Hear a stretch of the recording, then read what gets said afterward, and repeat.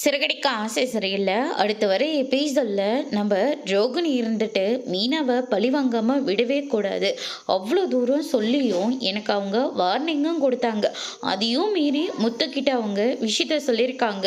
அவங்கள நான் சும்மாவே விட மாட்டேன் அப்படின்னு சொல்லிட்டு ரோகிணி வந்து ரொம்பவே கோவத்தில் இருக்காங்க. வித்யா வந்து ரோகிணிக்கு ஃபோன் பண்ணி எங்கட இருக்க அப்படின்னு சொல்லிட்டு கேட்கவும், நான் எங்கே இருந்தா என்ன, எப்படி போனால் உனக்கு என்ன பிரச்சனை, உனக்கு உன் வாழ்க்கை பெருசாக போயிடுச்சு இல்லை.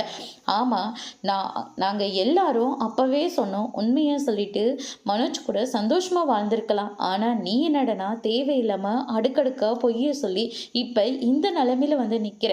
உன்னை பார்க்கவும் எனக்கு ரொம்ப பாவமாக இருந்துச்சு.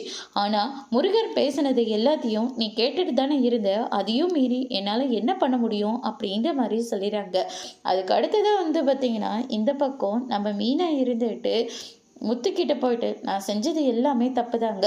உங்களை பார்த்து எப்படியாவது விஷயத்த சொல்லுன்னு சொல்லிட்டு நான் எவ்வளவோ முயற்சி பண்ணேன். ஆனால் ரோகிணி எதுக்கு எடுத்தாலும் ஏதாச்சும் ஒன்று சொல்லி கிறிஷை காட்டி என்னை பயமுறுத்திக்கிட்டே இருந்தாங்க. கிறிஷ் என்னதான் இருந்தாலும் என் உயிரை காப்பாற்றினவன் இல்லை. அதனால தாங்க அவனோட உயிர் எனக்கு பெருசாக போயிடுச்சு அப்படின்னு சொல்லிட்டு மீனா வந்து சொல்லிக்கிட்டு இருக்காங்க. அதுக்கு அடுத்ததான் நம்ம விஜயா இருந்துட்டு, இனிமேல் நீ இந்த வீட்டில் இருக்கவே கூடாது. உன்னை பார்க்குற போது எல்லாமே எனக்கு என் பையனோட வாழ்க்கை போனது தான் எனக்கு ஞாபகத்துக்கு வருது. நீயும் மரியாதையாக இந்த வீட்டை விட்டு வெளியே போயிடு அப்படின்ற மாதிரி சொல்கிறாங்க. அதோட முடிச்சிருக்காங்க.